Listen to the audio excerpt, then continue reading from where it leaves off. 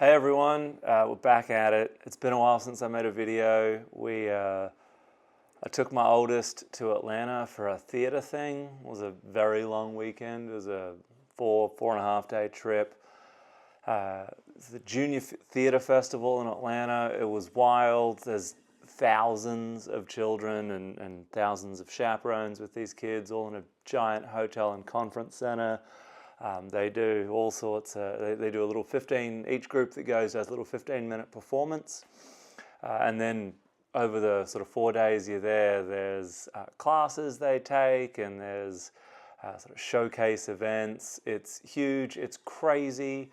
I got pneumonia, so in preparation for that, while I was there, and then the about a week since we got back, I have not been my most creative or my most energetic, but this is a video I've been meaning to make for a while. The working title, and I think what we're going to call it, is How to Have a Baby. I've got a lot of friends who are just starting to have kids, and I keep meeting people who are having kids. This is the thing that people do. They have babies. It's not going to be the nuts and bolts of actually getting one of these to show up in the world. There's lots of ways of doing that. You know, you can find out a lot about it here and there. But obviously the sort of various methods of actually causing a baby to come into your life are your business.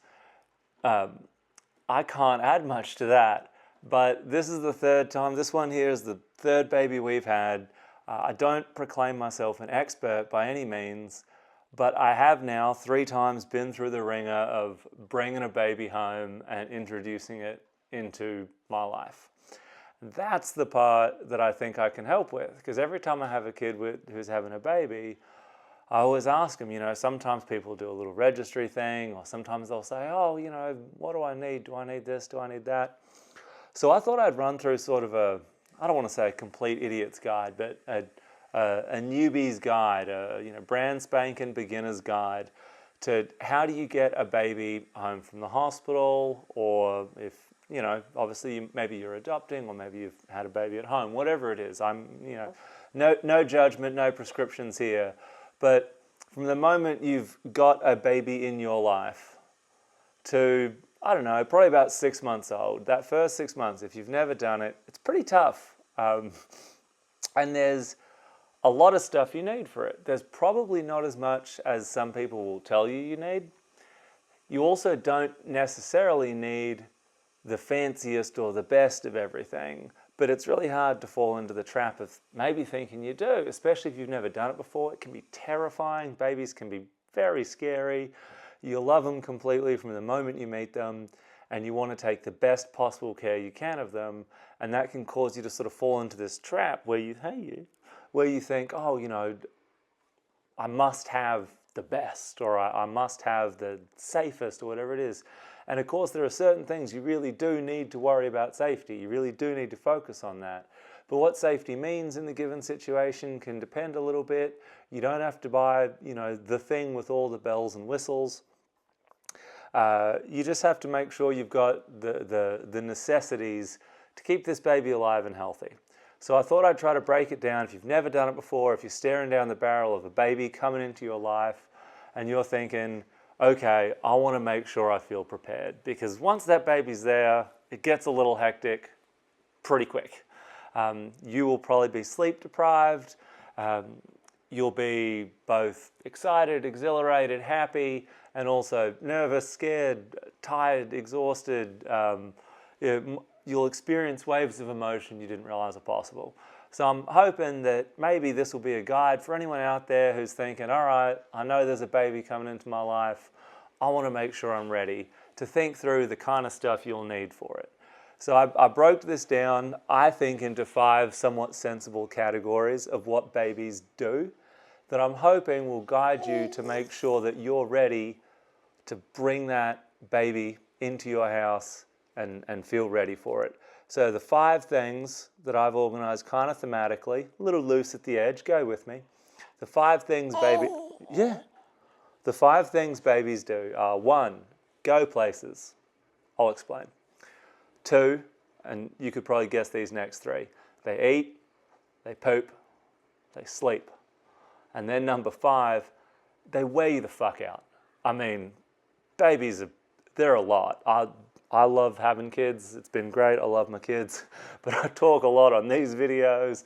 I talk with my psychiatrist. I talk with my wife, with my friends. I talk to strangers on the street about, man, how much do babies wear you out? Because, whoo, it's a lot. So we're going to kind of go through these things thematically.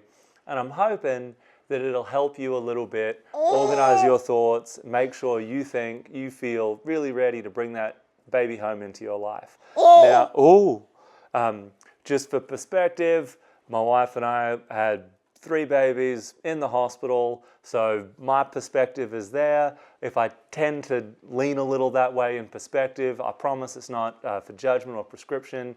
I'm hoping I've tried to think about these things in a way that'll make it useful for anyone. Again, you know, whether you're adopting or whether you're having a baby at home. I call myself a stay-at-home mum sometimes, but you know, I'm a straight guy. My wife has breasts and breastfeeds. So again, you know, that's my perspective, but I want to make sure I'm not being prescriptivist or judgmental about anything. Yeah, you are noisy. Okay. Prescriptivist or judgmental about anything. So I've tried to broaden my perspective a little bit, broaden my scope, make this applicable to anyone who might be having kids, whoever you are. If you think I've forgotten something, if you think, hey, what about this? You know, leave a comment. So far, the comment threads to my videos have not been terribly active, but you know, there's always time. So the first thing, babies go places. Now, again, my perspective's in the hospital. For us, you know, you have a baby in the hospital, that baby's going to breastfeed pretty shortly after it comes out. You know, when you're in the hospital, what do you need? Do you need to eat more? You can eat more. It's okay. Come here. All right, there we go. The hospital will, you know, provide you some disposable diapers, things like that. They'll give you a little baby hat. They give you, you know, little baby clothes, honestly, as well. You can come to the hospital with that stuff, and I'm going to talk about clothes and such in a second. But I think for us, at least, the really big test is how do you leave the hospital with that baby? Now, again, maybe you're not leaving the hospital, whatever. But my point is, if you're driving, you're not going to get that baby out of the hospital without a car seat that is safely installed in your car. Yeah, the first 2 times we had a baby in the hospital, they walked out. I need that. The hospital staff actually walked out to our car with us and made sure we had a car seat that was installed in the car in the right way before they would let us take the baby home. So, you know, it'll depend where you are, but a car seat. Now, you're going to need an infant car seat for your car. These typically come with a base that installs in your car. Most modern cars, I think, produced in the last 10, 20 years, have what's called the latch system, where there's a seatbelt type buckle on the base that clicks into some hidden metal latches in the rear seats. Those are far and away the easiest. If your car doesn't have those, they're all still designed to be used with a shoulder belt that can be installed, laced through the seat to hold it down. But either way, the infant car seats are going to be a rear-facing car seat, like this one here, and that's going to click into the base in your car. So as you can see, on the bottom of this thing, it's got these little rails it sits on, and that clicks into the base. It's handy if your baby falls asleep in the car, because when you get home or if you get somewhere and your baby's sleeping, maybe you go to the for verisimilitude, having the kid here is great, but it's probably hell on the audio. Maybe you go to the supermarket. It's nice to be able to click that car seat out with the baby in it and carry it with you. These sorts of car seats as well often come, the manufacturers will make a fold out sort of minimalist stroller base. So you can take that same car seat and click it right into the stroller base and then push the stroller around. We had one like that with our first two. I will say we didn't really use strollers. We never have. We don't own a stroller right now. She wants one, I guess. We don't have a stroller right now. We just don't use them. Again, it depends who you are. Maybe don't have the strength to carry around your baby, or you can't do it for a long period of time, or, oh, look at that. Oh, man, I am absolutely prepared for this right now, though, because of the video. What a joy. When my mother-in-law stayed with us for a while, she wanted to have a stroller to push the baby around in, so she got a cheap stroller. But I will tell you this, you don't have to have a stroller. You can get away without one. If you have, and this is item 2,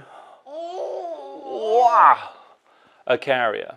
A carrier like this, there are all sorts of different carriers out there. We've used the Tula carriers. Obviously, they're kind of pricey. This one we got for ourselves. Another one, a friend gave us a hand-me-down. For an infant especially, if you get one of the carriers, make sure it's sized down for an infant. It's appropriate for an infant. The Tula, for example, and other manufacturers have what they call an infant insert, a little piece of foam that sits in the bottom, so when they're real itty-bitty, you can still get them in there safely. And then some of them are designed to go, no, I need that. That's mine. We need that. Some of them are just, no, I need it. I need it, you know.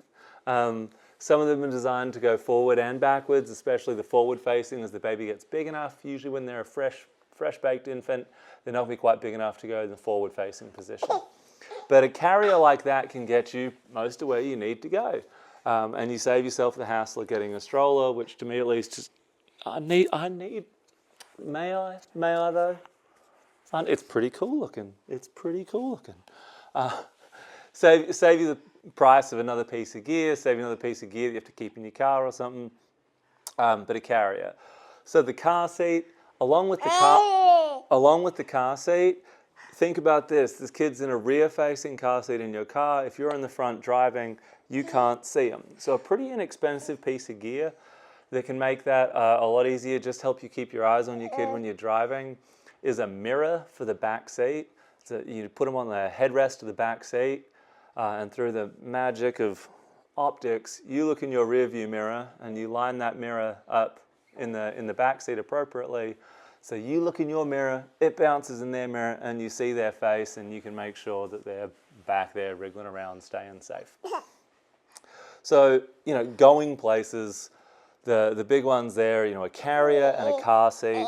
I'll say as well, I'll cover a few other things here. On the carrier, some people like a wrap. There's all sorts of different styles of these. We've never done a ring sling or a wrap, anything like that. Maybe I'm just not crunchy enough. My sister has loved the wraps. She got into the sort of, what do they call it, the baby wearing community. There's communities for everything. It's good. We all need support, especially when we're having kids. So you can research and work out what sort of works for your style. But I think the carriers are designed to be safe and straightforward. I've always found them pretty easy, and they've worked great for us. A diaper bag is the other one. With our first 2 kids, my diaper bags work for me. You can pick one that works for your style and your lifestyle. I had, my tactical diaper bag. This is the only thing I ever registered for when we had our first kid. It's a sling bag, and it was big enough for a couple of diapers, some bottles of milk, a change of clothes, some wipes. That's pretty much what you need, right? Now that I've got a baby and 2 older kids, I've got my, I showed this off in a different video. I've got my enormous, sort of Mary Poppins bag of holding, go anywhere tactical diaper bag. And I can fit, diapers, milk, change of clothes. I can also fit kids' piano books, kung fu clothes, boatloads of snacks, a water bottle for me, a book for me, that sort of stuff. And feel prepared when I go out, which is really important for me. So, a diaper bag's a big one. And then clothes as well. I'll just cover that here. Think about this. So you got your car seat, you got your carrier of some sort, you got a diaper bag. Did you drop it? Boom. Clothes. You got to dress your baby. Depending when you have babies, you need to dress them to varying degrees. But you'll need to put your baby in some sort of clothes. We've never used these before, but someone gave them to us. There are different sorts of onesies, and this kind, I'm doing this sort of 1.5-handed right now, has little magnets in it that clip up the front, which is actually amazing. Most of them are going to have zippers. We have tons of them with zippers. She's in one with a zipper right now. I've got another one here with a zipper like this. The zippers are a little tricky, but so is having a baby. So, so you can't get away from it. These ones with the magnets are nice. Like I said, I'll throw some links, or at least a list or something of these in the description of the video. But they cost an arm and a leg. So this is way too small for her now. It's also filthy. They tend to go through these onesies pretty quick. It's hard for me to justify spending $40 on a high-end magnetic onesie that she's only going to be in for a month or so. You can always hand stuff down. If you get on your Buy Nothing group, there's usually a pretty active community of people who have babies, babies are growing out of stuff and they're giving it away or asking for the next size thing. So clothes, onesies. If you can get onesies, this is a big thing. If you can get the onesies, I think this one's this way, that has a zipper. Oh, okay, we'll get there. Hang on. You try this. Boom. If you can get the onesies that have a zipper, I'll try to show this off. Zips both from the top and also from the bottom here. This is really handy because, maybe in the middle of the night or something, if you need to change them, it's a lot easier to be able to zip and just pop their legs out of the bottom to change them than having to unzip the whole thing, which inevitably causes a lot of fuss. So onesies, when it's cold, you're going to want a hat. We've had this for all 3 kids. It's a very cute hat.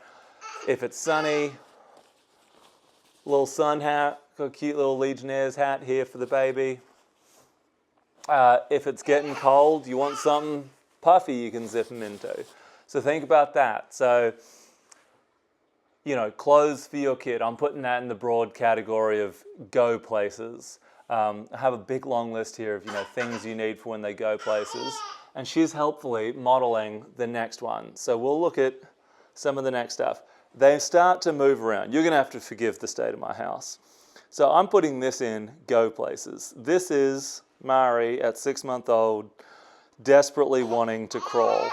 She's got her playmat. So a playmat like this is really helpful. Maybe your carpet floors, you don't need it, who knows. Okay. A playmat like that though is really helpful. We'll swing us around again. Is really helpful when you're at home and maybe you're trying to cook dinner or get something done and you just need to put them down for a sec. A playmat on the floor is really helpful. I like this one. You can wash it. She spends a lot of time not in a diaper, which means she also tends to pee a lot on the floor. Now, if you've got tile, hardwood, you just mop it up, you deal with it. But a washable mat like that's nice because inevitably they're going to spit up on it a little bit or pee on it or what have you. The other thing that's nice is some sort of little chair like this guy that you can plonk them in. She doesn't love it. We had a different model for the older kids, but as so often happens with baby stuff, between those kids and this kid, it turns out the very easy, handy, cheap plastic rocker baby seat we had has been recalled and discontinued for safety reasons. You got a dog hair on your nose, you know. Okay. Boom, there we go. For safety reasons. So, keep your eye on those things. But I think that's my big enough list of things you need for a baby to go places. I did put on here eventually baby gates. She's not crawling yet. You know, you've got 6 to 8 months before you really need baby gates. You know, once your baby's actually crawling, you're going to want to make sure you have baby gates to make sure that they don't fall down the stairs, crawl up the stairs, get somewhere they shouldn't. But at first, you know, you don't need baby gates right out the gate, as it were. So that's it, going places. 2, and thematically, we're on it. She's helping me out here.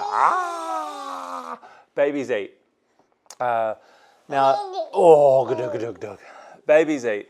So I'm not here to stake out a position on breast milk and formula. I'll say this, I have no experience with formula because we haven't used it, but my understanding is at the end of the day, you put it in a bottle and you feed it to a baby. So that being said, there's a lot of similarities there at least. If you're doing formula, you know, you'll need formula, and I assume you need you know, something to mix it in. I think you can mix it in bottles. I don't know, I haven't done it before. But putting that aside, if you're doing breast milk and you're breastfeeding, you'll need, you know, you'll need, if you're breastfeeding, you'll need to take care of yourself and your breasts. I have zero entirely personal experience with that, but I've seen it happen. It can be tough. There are classes and so on you can take as you're getting ready to have a baby, so you feel prepared. You may want to get yourself some nipple shields or something at first to help with the process. The other thing that's been really helpful for us is this. It's called a Haakaa. It's from New Zealand. Haakaa. It's a silicone, entirely simple, sort of manual in a sense, breast pump. You squeeze it and put it on your breast that you're not breastfeeding from when you're breastfeeding, and it sort of catches the I still need that. No, you can't have it. You're very cute, but you're just yes. Just sort of catches the passive expression of breast milk while you're feeding on one breast, so you're not losing it. Do you want that? Are you hungry? There you go. Okay.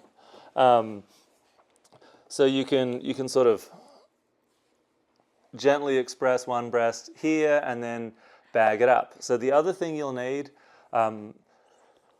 is a breast pump once you're maybe back to work or at first maybe just for nighttime when they're not hungry.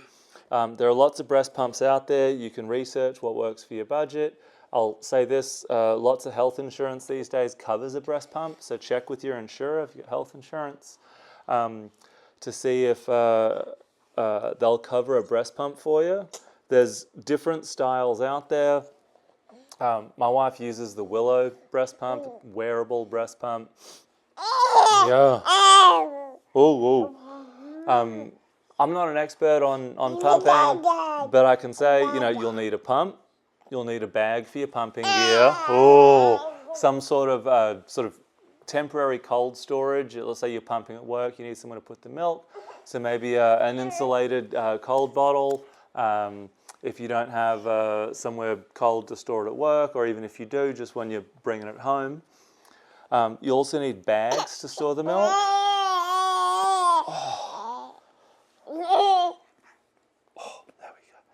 Bags to store the milk. So we've got no end of these bags. They store, about six ounces of milk, about 200 mils of milk each. So, you put the milk in those, put it in the freezer. There is an item you can get for your freezer. It's like a accordion squishy thing. So when you put the bags of milk in there, you imagine it's filled with liquid. If you just sort of put the bag in there, it's going to freeze in whatever shape it's lying in when you plop it in there. And maybe that's an awkward shape for storage once it's frozen hard. There's essentially a plastic box with a spring that pushes on the milk. So you pull the spring forward, put the milk in, and it squishes it kind of flat. And then it freezes in that position. So once the bags are frozen, they're in a much sort of neater rectangular shape. Yeah, Gosh, you got a lot going on today. You know, an easier shape to store. And then you will also, this I do have a lot of experience with, is once you've got bags of frozen breast milk, you'll need to get that into bottles and bottle feed your baby. So you'll need, and this seems silly, but like you'll need something to thaw the milk in.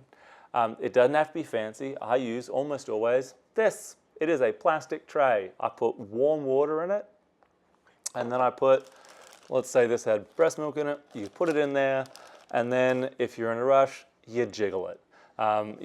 You just jiggle, jiggle, jiggle while the baby wakes up and cries, and you go, hold on, baby, hold on, I'm gonna come feed you. I don't have breasts, hang on. Jiggle, jiggle, jiggle. And that breast milk warms up until it's nice and warm in the bag, and you can cut the bag open and put it in a bottle, which is the other thing you'll need. So, a pump if you're pumping, not if you're doing formula, obviously, but either way, you'll need bottles. There are lots of bottles out there. We've previously used the Philips Avent, which is a glass bottle. This time we're mostly using these Komotomo, kind of a silicon-based bottle. Regardless of what you use, oh, you want to get down there? There you go.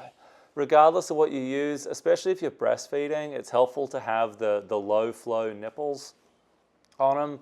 The high output nipples can discourage the baby from getting a good latch and suckling when they're actually breastfeeding, whereas the low flow nipples that make them work for a little bit will keep them understanding they have to sort of work to get some milk out, which is what you need. So let's have a look. Freezer thing, something to warm milk in, and then you need to wash all this stuff. So, you know, this is part of the breast pump. If you know, my wife's breast pump, they are different depending on the pump you have. You can look and see on the Willow, it comes apart. It's got this dealie, and then it's got this dealie. Come on, pop. Which I hope you can see that on the camera. It's got that tiny little nozzle that sticks off, plus these ridges on it. And then this guy, it's got all sorts of little nooks and crannies.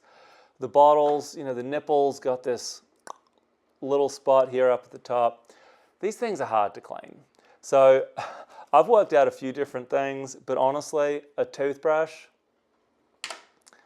and this tiny little, I think this actually came with some non-disposable metal straws we had, but some sort of brush like this that you can use to fit in the little spots in the pump to really get them clean. You can use regular detergent. There's also things like this. It's a breast pump detergent that's supposedly designed better to break down the milk solids and fats that build up pumping and bottles. But regardless, you know, you'll just want to set yourself up kind of a little station if you have space to be able to wash all this stuff and set it out to dry. Either use a drying rack. I often just put a tea towel down on the counter and put everything there to dry. That's everything I've got for eating. So we've been through going places, we've been through eating. Babies poop. Heck yeah, they do. So you'll need diapers. I'm a huge proponent of cloth diapers. We've done it with all three of our kids now. We use the Kanga Care Rumperoos. It's a 2-part cloth diaper. Has an insert like this and a shell like this. You stuff the insert in the cloth diaper and you're ready to go. Especially if you're doing breast milk, the cloth diapers are a dream because breast milk poop is just not gross. It's just not. I mean, little babies poop. They pee and they poop a lot, and it doesn't smell good, but it's a whole lot different from, you know, changing your own pants. It's breast milk poop. I always say it kind of smells like popcorn. Once you change them, you just take these back apart and you wash them, and breast milk poop just washes right out. Now, to fully get set up to deal with poop, you'll need, and we'll move around for this, you'll need a changing station. So I'm gonna run you through what you'll need for that. A changing table, briefly, a changing table, a pail to put things in, with a diaper bag and that sort of stuff. So walk with me real quick. Try not to judge the state of our house as we go. And we're going to look through what you... Oh, yeah, you're coming too. And we'll look through what you might need to change a baby. So this is in our room. You're not helping, man. This is the change. Here comes Kev. He thinks he's going to contribute. Kev, you got nothing to contribute. And Grace. Everyone's here. Everyone's here for the party. So you can see we've got a changing table with a little changing cushion on top. Below it, we've got these bins just there. We keep diapers stuffed in these bins normally. And then a wipe warmer. You can see we've whacked a little piece of tape over the light because that light will keep you up at night. We put this down. The wipe warmer is handy because when you're changing a baby, you will need to give them a wipe. Obviously, disposable wipes are out there. A lot of people use them. We use these cloth wipes. I really like them. You can also wash them. They are a lot tougher. You know, when you go to wipe, you can use one of these and get a baby clean. Those disposable wipes, every time I've had to use them, you have to use 5 to 10 of them. It's a disaster. Also, these things are versatile for anything. This one's clean. You know, it's just been a hard day. Oh, there you go. Everything's okay. So you've got a changing table. Boom. Never leave your baby unattended. There she is. Hey, you. You got a changing table, change baby's diaper, give them a wipe, and then we have a diaper pail here. So with the, oh, okay, back up you come, Oh. Diaper pail, this is gonna be a little gross, but I'll show you. Bam, diapers right in there. So right in the diaper pail, you've got a wet bag. The wet bag keeps everything contained, make sure things don't, you know, leak out and get gross. But you fill that up as you go with your wipes and with the diapers, and then you take it all and dump it in your washing machine. So I've got a couple of wet bags. It's handy because obviously, you know, while one's in the wash, the other one you can stuff in the diaper pail. If you're traveling, it's helpful to have a small wet bag like this. A small wet bag like that you can take with you and zip closed. So if you're changing them when you're out and about. Are we hungry or just bored? A little bit. You still have a dog hair on your nose. You look silly. Very cute, but silly. You know, a wet bag like that, very helpful to take with you as you go. So let's have a look here. Diapers, wipes, pail, a wipe warmer. Like I said, the wipe warmer is handy. It keeps the wipes damp and warm, so when you're changing in the middle of the night, people aren't getting upset. Changing table, wet bags. The last thing, this is something we're trying new this time. We didn't do it with the first two kids. My wife researched elimination communication, and again, I'll try to throw a link to the website she found that we're using to learn all about this. But elimination communication is all about trying to potty train your babies at a pretty young age. We got what I thought was lucky with our first two. They were both out of diapers by the time they were 2. Our first, she stopped sleeping in diapers well before she was 2, just didn't need them, didn't want to. But the elimination communication idea is learning the cues your baby gives. I'm thinking about how long I've been feeding this baby, even on this video, and I probably should have already tried her on her little potty. But yeah, well, let's give it a whiz. So it's all about trying to read your baby's cues about when they need to go potty and responding to those. So they start to learn, oh, if I you know, sort of tell them I'm fussy and I need to go potty, they'll put me over a potty. To go with it, there's a whole guidebook on it. It's really interesting. It's pretty straightforward and simple. And the one thing that you really need to make it work is this little guy, this little top hat potty, boom, that you can just sit between your legs, like so, bleep, bloop, right there, and you sit your little baby on it, and you go, time to potty, time to potty. Oh, I don't want to. There you go. And you just give them the chance to, rather than peeing in a diaper, peeing in a little potty. And you pay close attention to them so you learn their signs. And they start to learn that they enjoy going in the potty a lot more and that they can count on you to get them there. And the goal is that they end up out of diapers by the time they're 1, I guess. I don't know if we're going to make it, but we're trying real hard. But in the meanwhile, she just spends a lot of time in the bath, so she likes that. So there you go. We've gone through go places, eat, poop. We need to run through sleep. So that's, I don't know, it's a big one. Ideally, babies sleep a lot. They're not always great at it, I'll tell you that right now. This one was not great at sleeping for a good while. Got a little better as she goes along. Sleeping's also one of those ones where it's super easy to start spending a ton of money real quick on sleep-related baby stuff. The one thing you'll need, again, I said I'm not going to proselytize too much. There is a thriving debate online about things like co-sleeping. I'll just say for us, we followed pediatrician guidelines, which are really clear. Babies should be in a bassinet with a tight fitting sheet and nothing else for the first 6 months of life.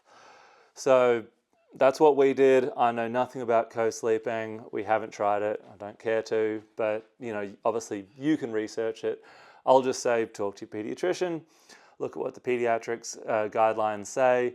You'll need something like, ta-da, a bassinet.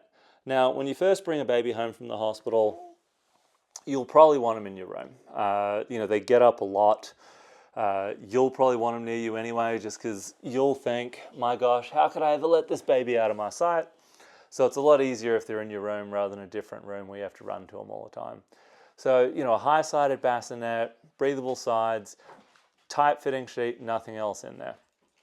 That's easy. At first, they'll be in your room. Now, clearly, they're going to be in your room even when you're not sometimes if you're sleeping during the day. So a baby monitor is good to have. This is where things start to get certainly expensive if you want them to. There are baby monitors out there with videos. There are baby monitors out there that slip under the mattress in their bassinet and try to measure movement and things like that. All you really need, and I believe this wholeheartedly, all you really need is a sound monitor. You can look online, you can find other guidelines telling you the same thing. You need to hear if they wake up. If you are putting your baby in a safe bassinet and you're putting them down swaddled, you're doing everything you can to keep them safe. And then you just need to hear if they're waking up. All the other bells and whistles start costing a lot of money. And I think it's more just for, it's definitely more for the parents than for the babies. But pick your own adventure. I'll say a simple sound monitor where you keep a sound monitor at first when they're sleeping in your room, and then the other end of it that you can hear, you keep with you round and about.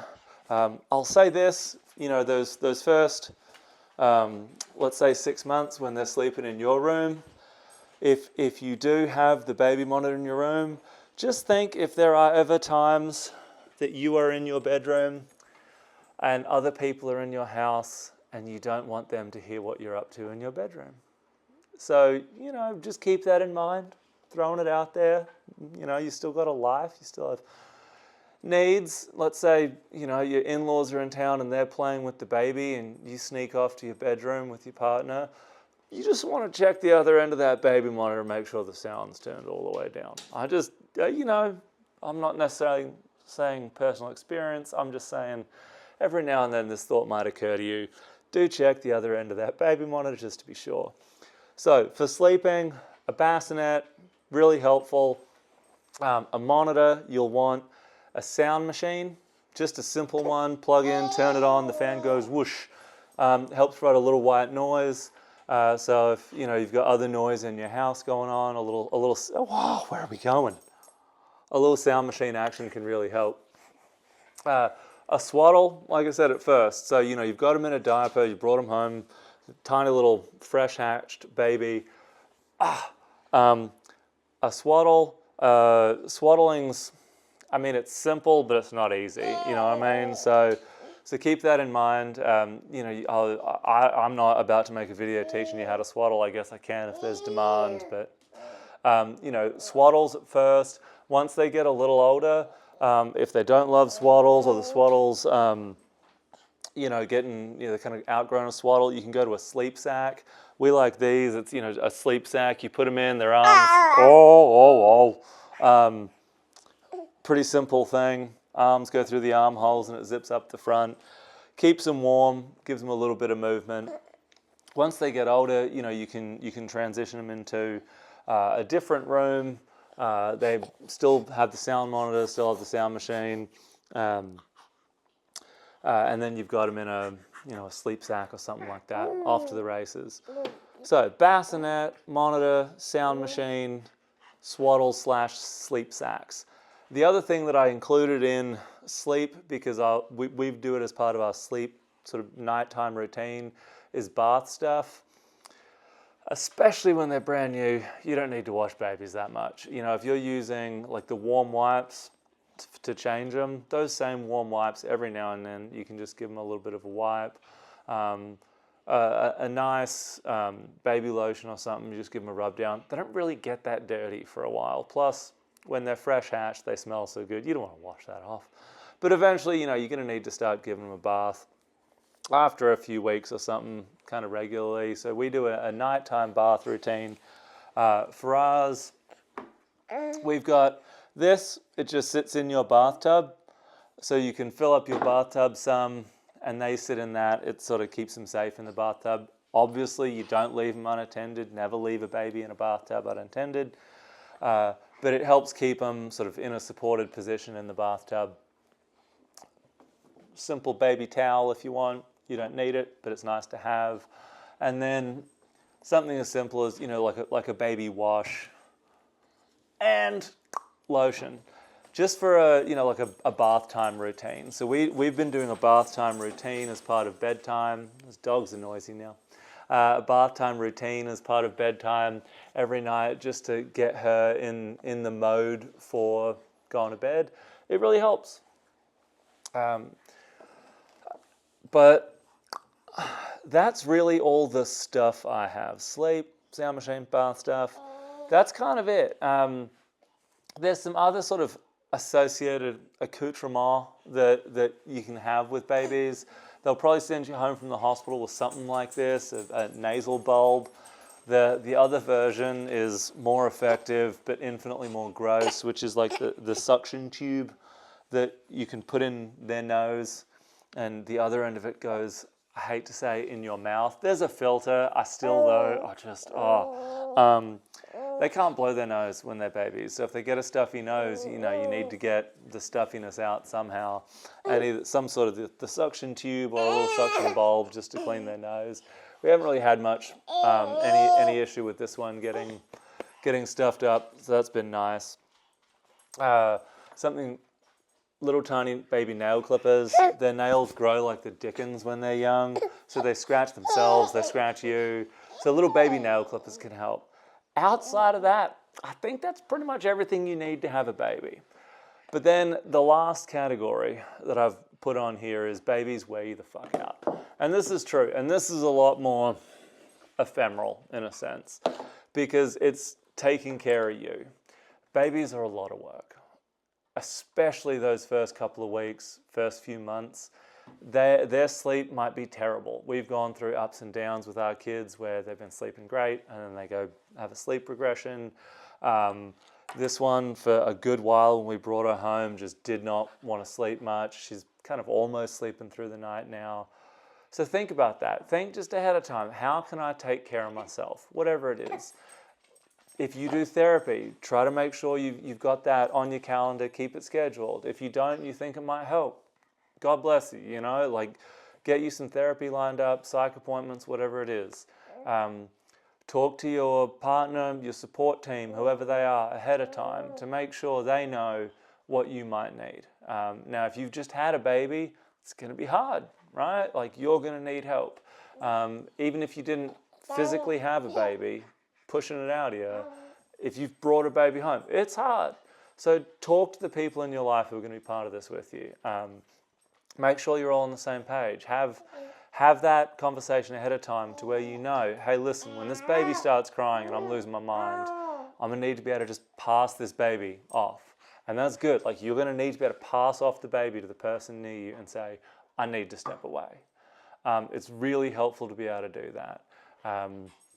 If you're on your own, if you've got a broader support network, make sure you reach out to them. Try to have people who can, if you like people popping in to check on you, great. If you want them to be available when you call and say, hey, I need some help, that's fine too. But think about that. What will help you? Maybe that means some bath stuff for you, a bath bomb. Maybe it means, if you like to go to the gym or work out, try to organize that. Like I said, I don't have any specific recommendations here, but I have very strong advice, which is having babies is hard work. It takes a lot, it takes it out of you. Make sure you've thought about it. Make sure you've thought about yourself. How am I going to take care of myself? It's really important. Taking care of yourself will mean over the long term you will take better care of your baby. The more sleep you can get, the better care you'll be able to take of your baby as well. Make sure you're eating healthfully, so you're as healthy as you can be. Because it's hard and you want to take wonderful care of these amazing things. And you've got to start by taking care of yourself as best you can. It's not going to be easy, but you should do it. That, I think, is pretty much everything you need to have a baby. It's a little bit of a longer video than I thought it was going to be, but it's all one take. All sorts of background noise between the baby and the dogs. You got some baby ass on camera because this one wriggles around. Do you want to try going potty? Is that what's going on? Here we go. Here we go. Time to potty. Time to potty. Psst, psst, psst, psst, psst. Not yet. Anywho, like I said, if you have any questions, if you have any thoughts, something I've missed, feel free to drop me a line in the comments. I'm hoping this is helpful. It's sort of a one-stop shop for everything you'll need. There are resources out there when you're trying to pick stuff, where to look. I'm a huge fan of both Wirecutter on the New York Times and Baby Gear Lab. They do some really in-depth testing and reviews and stuff, and they tend to have different options, like, hey, if you want to spend a bunch of money, here's this, but this thing here that costs a fraction of the price will do just fine. Obviously, there's a lot of gear involved. So, trying to find some stuff secondhand, get on your Buy Nothing group, something like that. It can be helpful to know that, okay, I don't need to spend $100 on a video sound monitor. I can spend $30 on a baby monitor and have that covered. For the bath time, just a simple plastic bathtub like this. You don't have to spend an arm and a leg. There's some stuff that inevitably costs money. A car seat is going to cost money. If you buy a carrier, new, they cost real money. But you don't have to spend every last penny you have on the best stuff. You got to cover the basics, cover the necessities, and everything after that is making it fit you, fit your lifestyle, fit your preferences. I hope that helps. I hope this has been a helpful video. I'm going to try to get back to some cooking at some point. Maybe I'll even make some more. I've got one more Lego video in the series to make, so I'll try to get that up. I'm going to try to put up some footage of us going to Atlanta, show off what the Junior Theatre Festival's like. It was a real trip. And as the weather gets nice, we'll be doing some more gardening. But for now, I hope this is a useful resource. I hope it helps. Feel free to drop me questions, comments, and otherwise, I look forward to talking to everyone soon.